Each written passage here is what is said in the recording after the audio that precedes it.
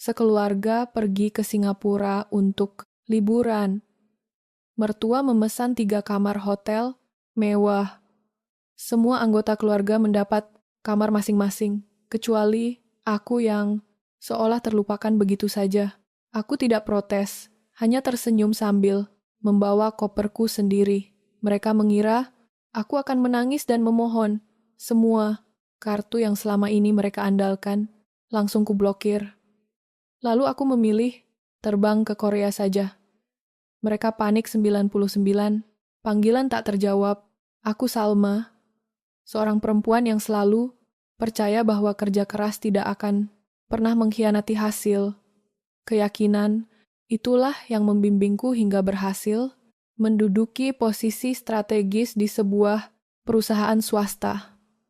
Dan dengan keringatku sendiri, aku mampu membeli sebuah unit apartemen yang nyaman di pusat kota sebelum lingkaran pernikahan menyentuh hidupku. Sertifikat apartemen itu murni atas namaku sendiri, sebuah simbol kemandirian yang sangat aku banggakan. Namun, segala bentuk kebanggaan dan ketenangan itu perlahan mengikis ketika aku memutuskan untuk menerima Rizky Mahendra sebagai suamiku. Riz adalah seorang insinyur musik, proyek yang tampak mapan dan bertanggung jawab saat kami masih berpacaran. Aku berpikir kami akan membangun masa depan yang setara, saling mendukung, dan menghormati musik, batasan masing-masing.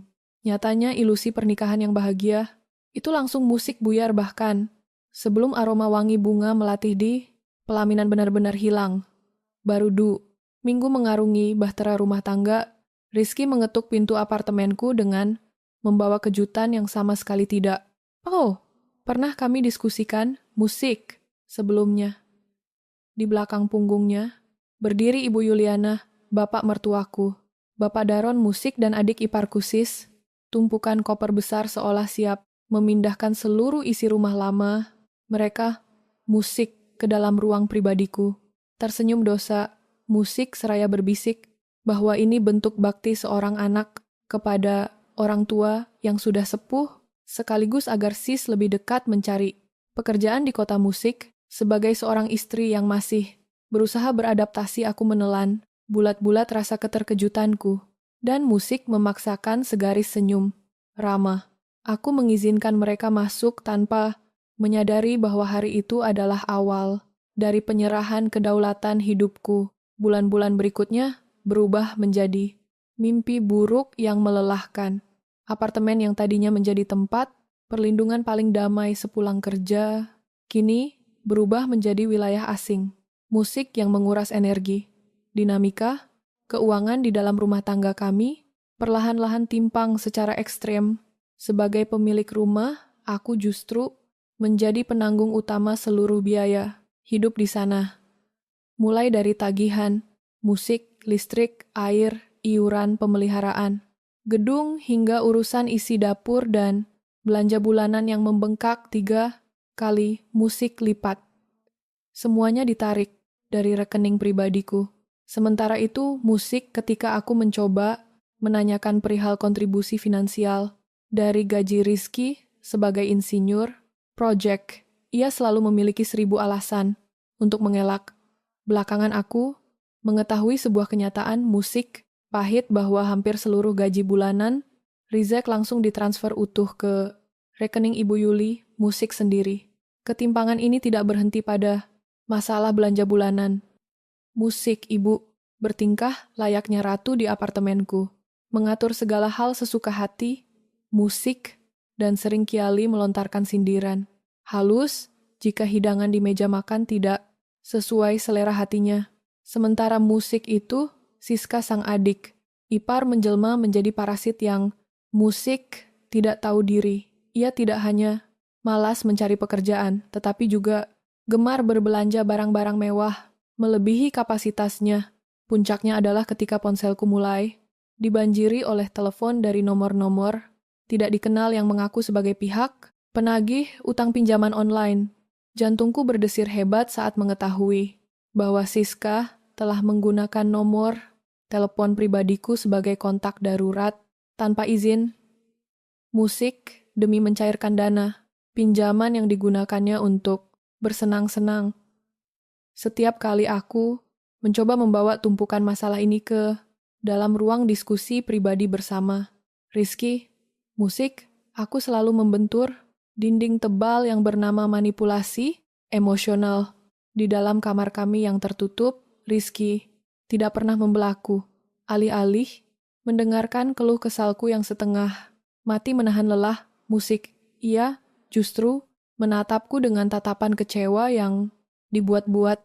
Musik dengan suara lembut yang justru terasa sangat menyakitkan.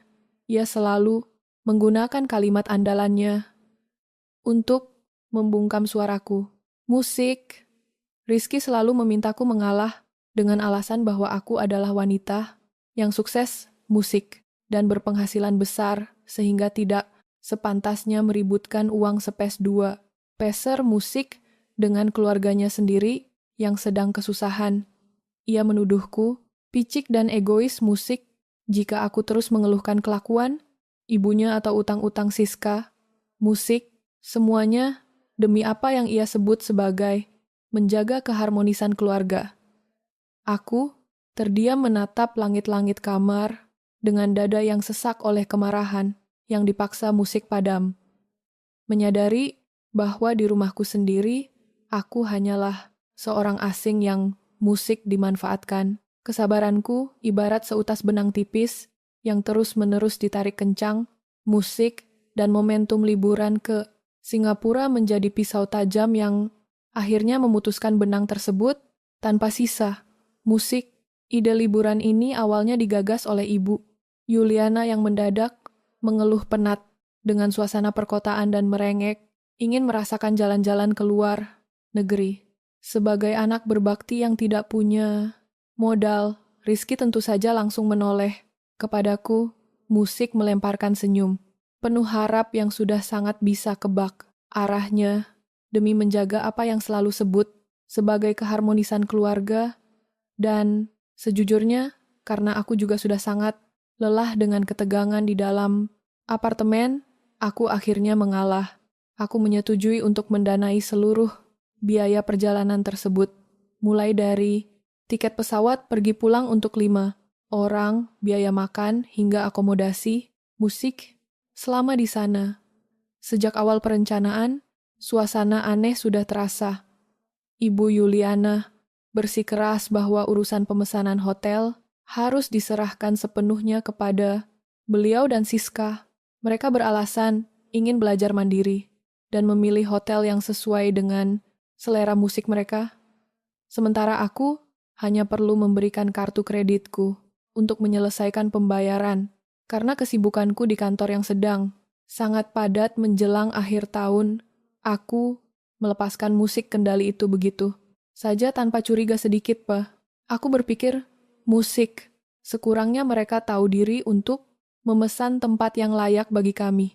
Semua, sepanjang persiapan hingga hari keberangkatan, Ibu Yuliana dan Siska tampak sangat rahasia. Musik seringkali berbisik-bisik di ruang tengah dan mendadak diam saat aku melintas. Saat itu aku hanya mengira mereka terlalu bersemangat karena ini adalah kali pertama mereka menginjakkan kaki di luar negeri. Penerbangan menuju Singapura berlangsung lancar. Namun, badai yang sesungguhnya justru telah menunggu di lobi sebuah hotel berbintang di kawasan Orchard Road. Ketika kami tiba di meja resepsionis untuk melakukan proses masuk kamar, musik, aku berdiri agak di belakang membiarkan Siska yang menyerahkan paspor dan berkas konfirmasi pemesanan. Petugas hotel memproses data tersebut dengan cekatan musik, lalu menyerahkan 3 buah kartu kunci kamar kepada Siska. Aku mengerutkan kening, mencoba menghitung cepat dalam kepala.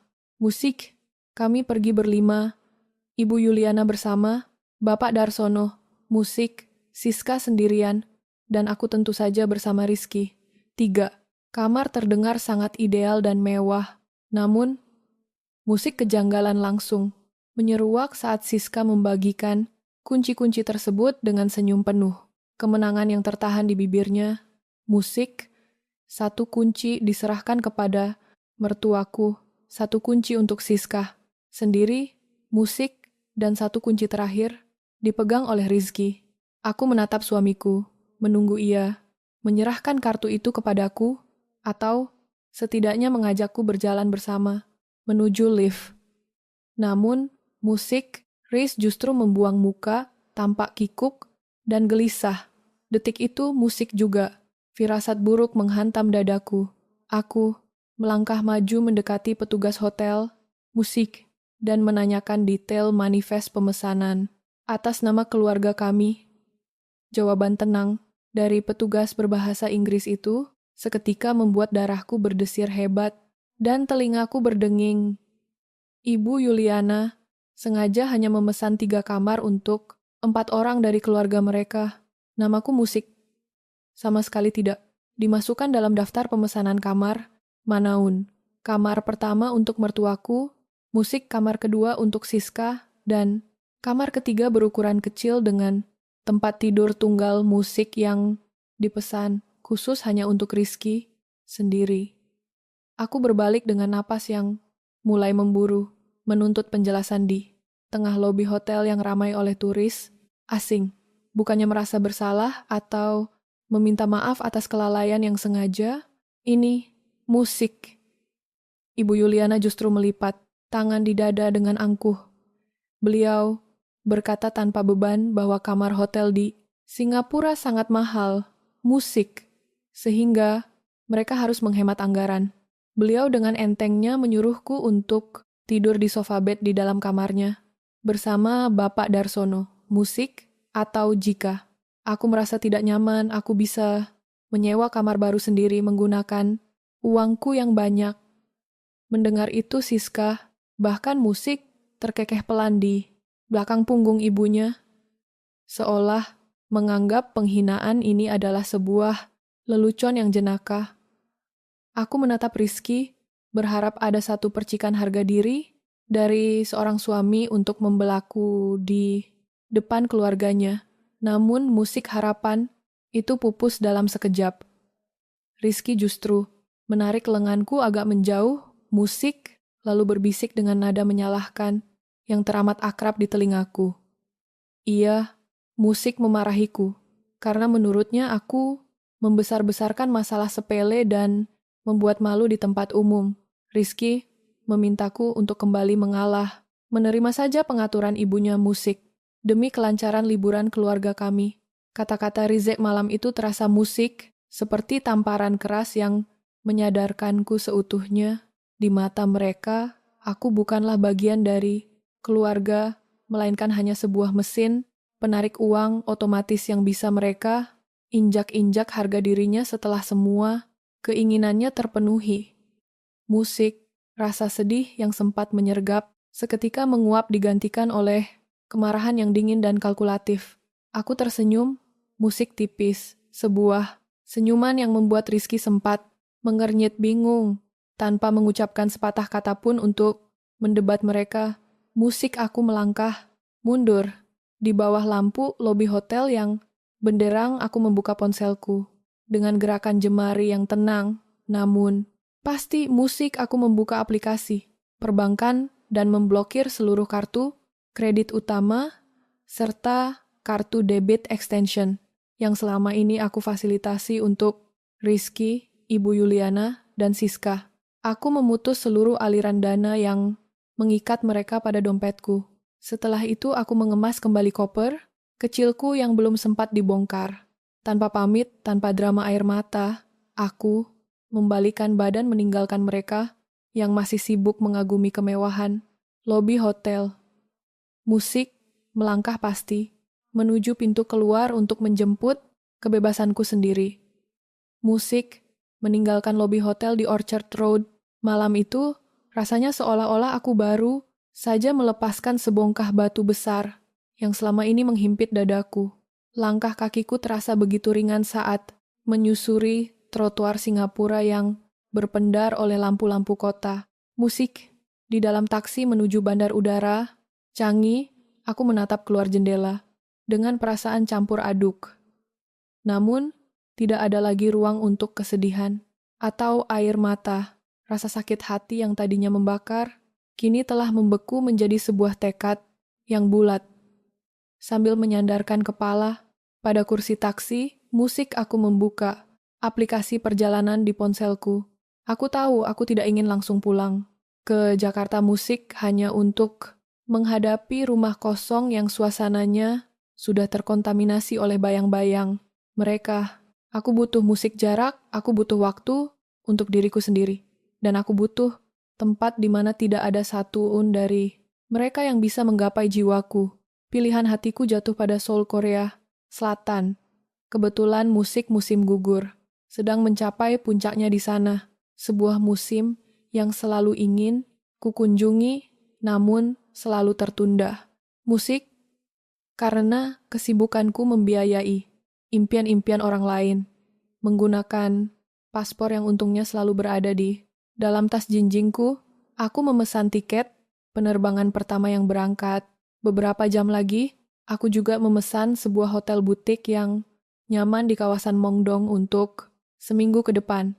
Semua transaksi itu kuselesaikan dengan kartu kredit utamaku yang aman di dalam dompet, terpisah dari kartu-kartu yang baru saja kublokir ketika roda pesawat lepas landas, membelah langit malam menuju negeri. Ginseng, aku memejamkan mata dan menarik napas dalam-dalam. Untuk pertama kalinya, setelah sekian lama, aku merasa memiliki diriku sendiri seutuhnya. Musik, sementara aku terbang melintasi benua.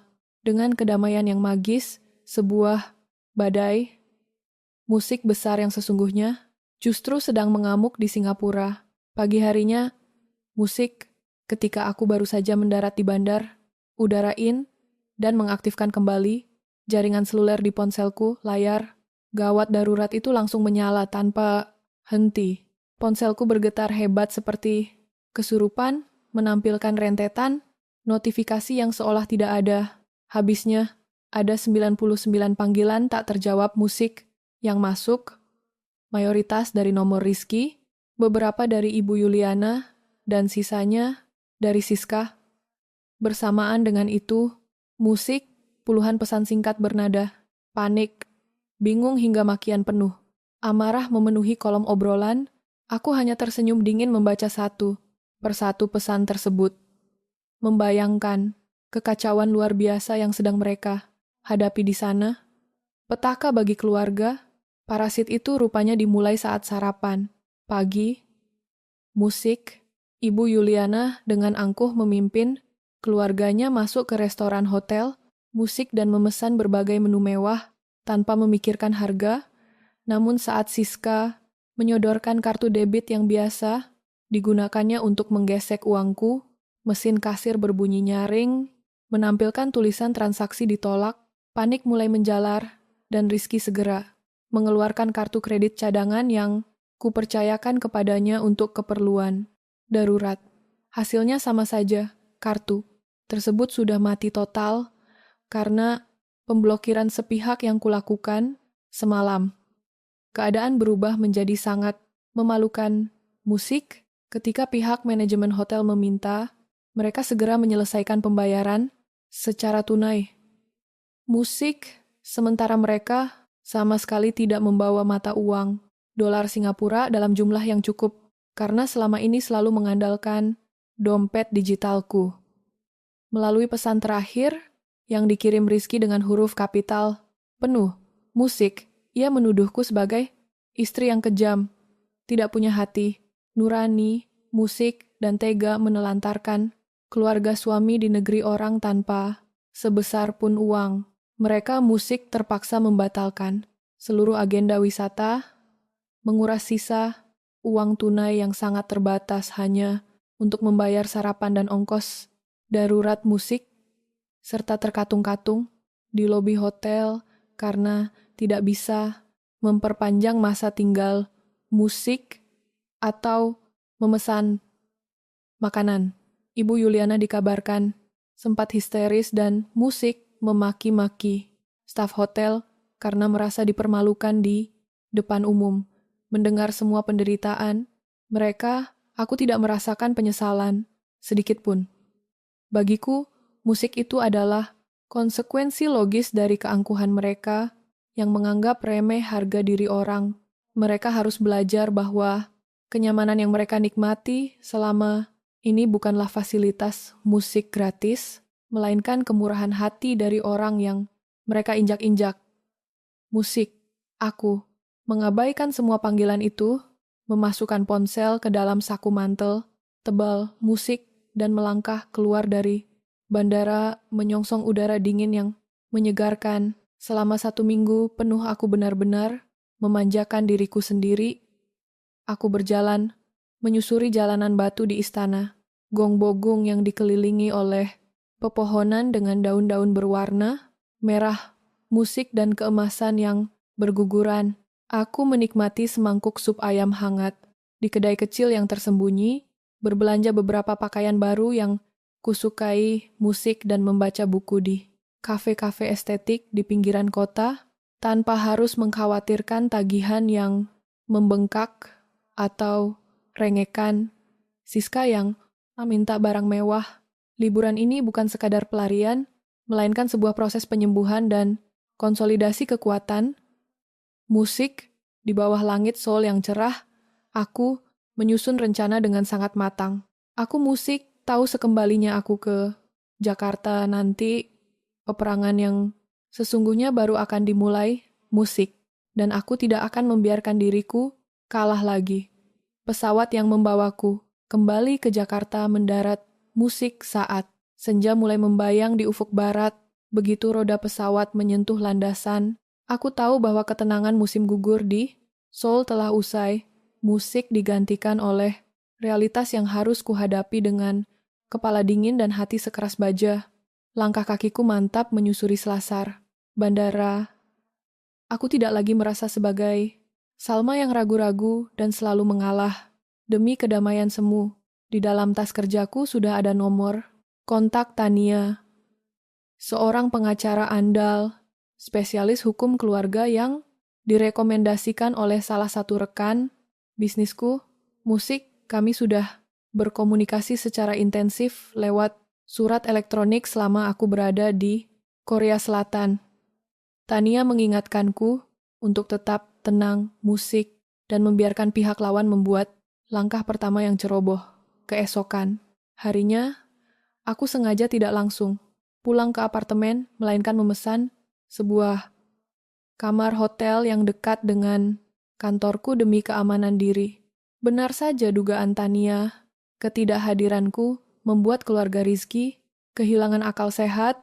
Mereka yang berhasil pulang dari Singapura dengan sisa-sisa ongkos yang memprihatinkan, musik kini mendapati diri mereka terancam terusir dari zona nyaman.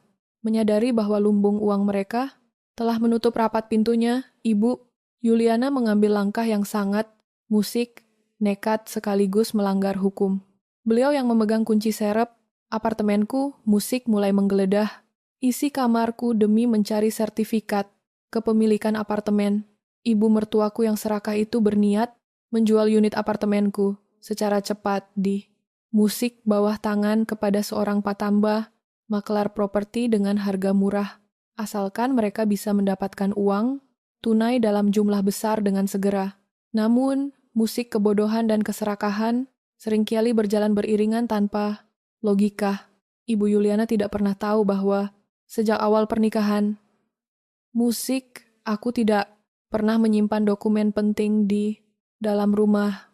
Jauh sebelum drama Singapura terjadi, sertifikat asli apartemen itu telah kusimpan dengan aman di dalam kotak simpanan khusus atau musik safe deposit box di salah satu bank swasta terkemuka. Karena tidak menemukan apa yang dicarinya, Ibu Yuliana bertindak gelap. Musik, mata melalui jaringan pertemanannya yang mencurigakan. Beliau nekat menyewa jasa seorang pemalsu dokumen untuk membuat sertifikat apartemen tiruan lengkap dengan pemalsuan tanda tanganku di musik atas kertas segel palsu. Mereka tidak menyadari bahwa setiap jengkal ruang publik di apartemen tersebut termasuk area koridor di depan, pintu terhubung dengan kamera pengawas. Gedung yang rekamannya bisa kuakses kapan saja secara digital. Ketegangan mencapai puncaknya pada hari Selasa di minggu yang sama. Aku sedang berada di tengah rapat penting bersama para direksi di kantor. Ketika sekretarisku mengetuk pintu dengan wajah pucat pasi, ia berbisik bahwa ada sekelompok orang yang membuat keributan besar di lobi utama kantor dan memaksa ingin menemuiku. Ketika aku turun bersama petugas keamanan gedung, pemandangan di lobi sungguh memuaskan sekaligus menjijikan. Ibu Yuliana bersama Siska sedang berteriak-teriak, histeris memaki-maki. Setiap staf yang mencoba menenangkan mereka, mereka sengaja menciptakan panggung, sandiwara di depan rekan-rekan kerjaku, berteriak dengan suara melengking, menuduhku sebagai istri durhaka, menelantarkan suami, musik, dan merampas hak finansial keluarga mertua demi bersenang-senang sendirian di luar negeri. Siska bahkan membawa selembar kertas fotokopi rekening koran lama yang sengaja musik dicoret-coret untuk membangun narasi bahwa aku adalah seorang penipu. Aku berdiri di ujung koridor lobi, menatap mereka dengan lipatan tangan di dada, musik tanpa menunjukkan kepanikan sedikit pun. Wajah Ibu Yuliana memerah menahan amarah yang meledak-ledak saat melihatku, musik, sementara Siska terus mengarahkan kamera, ponselnya ke arahku. Musik mencoba merekam adegan tersebut untuk dijadikan bahan ancaman. Mereka mengira musik aku akan ketakutan, menangis, atau memohon agar mereka berhenti mempermalukanku di tempat kerja, musik, namun mereka salah besar. Aku justru melangkah maju dengan senyuman tenang yang syarat akan ketegasan. Aku memberi isyarat kepada kepala keamanan kantor untuk mengunci seluruh pintu keluar lobi dan segera menghubungi pihak kepolisian resor setempat. Aku membiarkan mereka terus berteriak selama beberapa menit ke depan. Karena aku tahu bahwa setiap kalimat makian, setiap tuduhan palsu, dan setiap tindakan intimidasi yang mereka lakukan di bawah sorotan kamera pengawas kantor hari ini adalah paku-paku terakhir yang sedang mereka tancapkan sendiri ke dalam peti mati, reputasi, dan kebebasan mereka. Musik, sirene, mobil polisi yang meraung di halaman kantorku hari itu menandai runtuhnya seluruh keangkuhan yang selama ini dibangun oleh keluarga suamiku. Ibu Yuliana dan Siska yang tadinya berteriak histerisak penguasa jalanan. Musik seketika bungkam saat beberapa petugas berseragam tegas menggiring mereka keluar dari lobi. Drama murahan yang mereka pentaskan untuk mempermalukanku justru berbalik menjadi senjata makan tuan. Aku tidak membuang waktu sepesar pun. Sore itu juga aku menemui Tania di kantor hukumnya yang elegan di kawasan Musik Bisnis Jakarta. Di atas meja kerjanya yang rapi, aku menyerahkan sebuah kandar kilat berisi seluruh dokumen yang telah kukumpulkan dengan cermat. Rekaman kamera pengawas apartemen saat Ibu Yuliana menggeledah kamarku. Bukti transaksi keuangan selama 2 tahun terakhir yang menunjukkan aliran gajiku untuk menghidupi mereka. Bukti nomor, musik, teleponku yang dicatut Siska untuk pinjaman online, hingga rekaman CCTV lobi kantor yang baru saja terjadi. Tania tersenyum puas, seraya memeriksa berkas-berkas tersebut. Dengan ketenangan seorang profesional, ia menjelaskan bahwa tindakan Ibu Yuliana yang menyewa pemalsu dokumen untuk menggandakan sertifikat apartemenku bukan lagi sekadar masalah domestik, musik, melainkan delik pidana berat terkait pemalsuan dokumen otentik dan percobaan penipuan. Langkah hukum kami disusun dengan sangat rapi dan tanpa celah.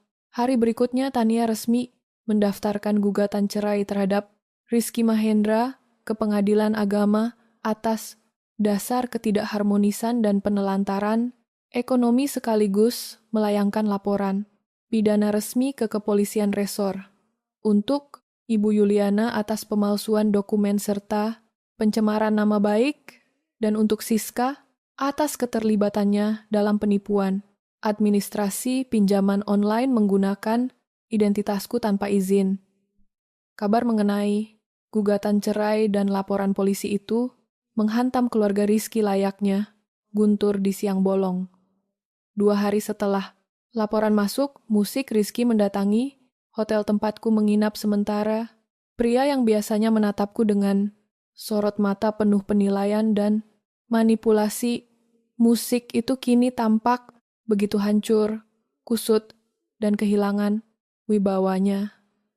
Musik. Di dalam ruang tunggu hotel yang sunyi, Riz tiba-tiba menjatuhkan dirinya di hadapanku. Musik. Berlutut seraya menggenggam ujung jemariku dengan tangan yang gemetar. Hebat.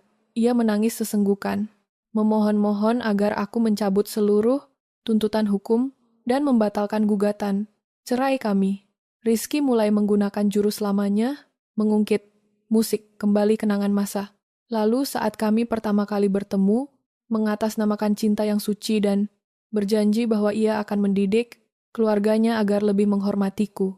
Jika aku mau memberikan satu kesempatan, aku menatap musik pria yang berstatus sebagai suamiku itu dengan perasaan hampa, tidak ada lagi rasa benci yang meluap-luap. Musik yang tersisa hanyalah rasa hambar dan kepedihan atas waktu yang sia-sia. Dengan perlahan namun tegas, musik aku menarik tanganku dari genggamannya. Aku menyodorkan map dokumen berisi rincian utang Siska yang harus kulunasi, serta riwayat transfer gajinya yang 100% mengalir ke rekening ibunya tanpa menyisakan sepeser pun untuk rumah tangga kami. Aku bertanya kepadanya, musik di mana? Letak cintanya saat ibunya mendepakku dari daftar kamar hotel di Singapura, atau di mana pembelaannya saat adiknya menjadikanku musik tameng para penagih utang. Rizky tertegun, mulutnya menganga tanpa mampu mengeluarkan satu patah kata pun untuk membela diri. Kebohongan dan taktik manipulasi emosional yang biasa ia gunakan kini telah kehilangan kekuatannya di hadapan bukti-bukti yang nyata. Musik, melihat suamiku yang hanya bisa tertunduk lesu dengan air mata yang terus mengalir, aku menyadari bahwa keputusanku sudah tidak bisa diganggu-gugat lagi. Aku berdiri dari kursiku, merapikan blazer yang kukenakan, musik dan menatapnya untuk terakhir kali sebagai seorang istri. Aku menegaskan kepadanya bahwa seluruh proses hukum akan tetap berjalan musik sebagaimana mestinya. Dan komunikasi kami selanjutnya hanya akan dilalui melalui Tania. Tidak ada lagi ruang untuk negosiasi, tidak ada lagi ruang untuk mengalah atas nama keharmonisan. Yang musik semu, aku melangkah pergi, meninggalkan Rizky yang masih bersimpuh, meratapi nasibnya yang malang, musik di atas lantai marmer yang dingin. Di dalam dadaku, jenderang perang telah selesai ditabuh dan kini aku musik siap melangkah menuju ruang persidangan untuk merebut kembali hak kehormatan dan seluruh martabat hidupku yang sempat terampas.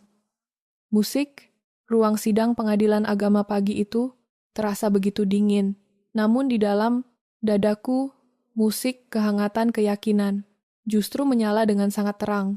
Hari ini adalah puncak dari segala badai yang melelahkan, tempat musik di mana benang kusut pernikahan semu yang mengikatku harus diputus secara terhormat. Aku duduk di sebelah yang musik tampak sangat tenang dengan setumpuk berkas hukum di hadapan.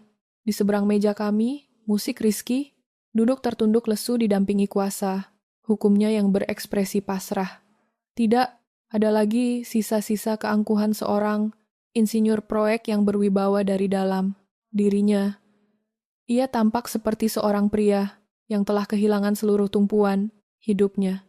Ketidakhadiran Ibu Yuliana dan Siska di ruang sidang perceraian ini mempertegas kehancuran mereka. Karena di saat yang sama mereka harus menjalani pemeriksaan intensif di kantor kepolisian atas kasus pidana yang menjerat mereka. Ketika majelis hakim mulai membacakan keputusan, suasana ruangan mendadak hening berwibawa. Setiap untayan kalimat yang meluncur dari bibir hakim ketua terdengar seperti melodi keadilan yang sudah sangat lama kunantikan. Berdasarkan seluruh bukti otentik yang diajukan oleh Tania, Majelis Hakim mengabulkan gugatan cerai yang keajukan secara total dan menyeluruh. Mengingat apartemen yang kami tinggali dibeli secara tunai atas namaku sendiri, musik jauh sebelum pernikahan terjadi, serta tidak adanya kontribusi finansial sebesar pun dari Rizky Musik selama membina rumah tangga. Hakim memutuskan bahwa tidak ada harta gonogini yang harus dibagi. Rizky tidak berhak atas satu jengkal pun dari aset pribadiku. Musik, beban nafkah, idah dan mutah yang biasanya dibebankan kepada mantan suami, bahkan ditiadakan karena hakim menilai adanya unsur penelantaran ekonomi yang nyata dari pihak Rizky selama ini. Musik, kehancuran keluarga mantan bar, suamiku tidak berhenti di ruang sidang agama. Beberapa minggu setelah putusan cerai, diketuk, musik, proses hukum pidana. Atas tindakan nekat Ibu Yuliana dan Siska akhirnya mencapai babak akhir. Ibu Yuliana dinyatakan bersalah atas tindakan pemalsuan dokumen otentik dan percobaan penipuan properti. Beliau diwajibkan mengembalikan seluruh uang muka yang sempat ia terima secara ilegal dari makelar tanah, ditambah dengan denda yang sangat besar, musik, serta kewajiban membayar ganti rugi atas pencemaran nama baik yang dilakukannya di kantorku. Siska pun tidak kalah malang, tanpa namaku yang bisa ia jadikan tameng lagi. Seluruh musik aplikasi pinjaman online memblokir akunnya dan para penagih utang. Kini mendatangi musik tempat tinggalnya secara langsung setiap hari. Gaji Rizky yang selama ini utuh kini habis tak bersisa, hanya untuk membayar pengacara, mencicil denda ibunya, musik, dan menutupi utang-utang adiknya yang menumpuk. Akibat keserakahan dan pelanggaran hukum tersebut, musik, seluruh tabungan keluarga mereka terkuras habis. Mereka terpaksa angkat kaki dari apartemenku dengan membawa koper-koper yang dulu mereka bawa dengan penuh kesombongan. Tanpa ada lagi uang dariku untuk menyokong gaya hidup mewah, musik, mereka terpaksa pindah dan menyewa sebuah rumah kontrakan kecil yang pengap di pinggiran kota yang padat. Rizky, musik kini harus menanggung beban finansial seluruh keluarganya sendirian, dengan sisa gajinya yang pas-pasan, menghadapi keluhan ibunya dan tangisan adiknya setiap hari tanpa ada lagi sosok Salma yang bisa dimanipulasi untuk mengalah. Itu adalah buah pahit dari benih egois dan ketidakjujuran yang mereka tanam sendiri selama bertahun-tahun di dalam hidupku. Sebaliknya, fajar baru yang cerah kini benar-benar terbit di musik dalam kehidupanku. Keputusan tegas yang kuambil untuk membawa masalah ini ke jalur hukum ternyata membawa dampak positif yang tidak pernah kudu sebelumnya. Musik di tempat kerja, manajemen perusahaan, termasuk para direksi yang dulu menyaksikan keributan, di lobi, musik justru mengagumi ketenangan, kejujuran, dan ketegasanku dalam menghadapi krisis. Mereka menilai karakterku sebagai musik cerminan, seorang pemimpin yang tangguh dan tidak mudah goyah oleh tekanan emosional. 2 bulan setelah perceraianku diresmikan, musik, aku mendapatkan promosi jabatan menjadi kepala divisi regional dengan kenaikan apresiasi yang sangat signifikan. Rekan-rekan kerja kini mengenalku bukan hanya sebagai wanita karier yang sukses, melainkan sebagai pribadi yang memiliki prinsip hidup yang sangat kuat. Musik, sore itu setelah menyelesaikan seluruh urusan kepindahan barang-barang terakhir milik mantan suamiku, aku berdiri di balkon apartemenku yang kini terasa sangat luas dan bersih. Udara senja Jakarta berembus lembut, menerpa musik. Wajahku yang kini selalu dihiasi oleh senyuman lepas tanpa beban. Dari dalam ruang tengah, aroma wangi, masakan sup ayam buatan ibu kandungku menguar. Musik menciptakan suasana hangat yang sudah sangat lama hilang dari tempat ini. Aku melangkah masuk, memeluk musik pundak wanita parubaya yang selalu mendoakanku. Tanpa pamit itu, lalu mengajaknya duduk bersama di meja makan. Sambil musik, menikmati teh hangat di bawah temaram, lampu apartemen yang damai, aku memandang sekeliling ruangan dengan rasa syukur yang membuncah. Pernikahan yang gagal itu, musik memang sempat memberi luka, namun ia juga memberiku pelajaran berharga tentang arti penting menghargai diri sendiri. Kini di rumahku sendiri yang penuh dengan kedamaian, musik, aku siap menuliskan lembaran cerita baru yang sepenuhnya berada di bawah kendaliku. Ya,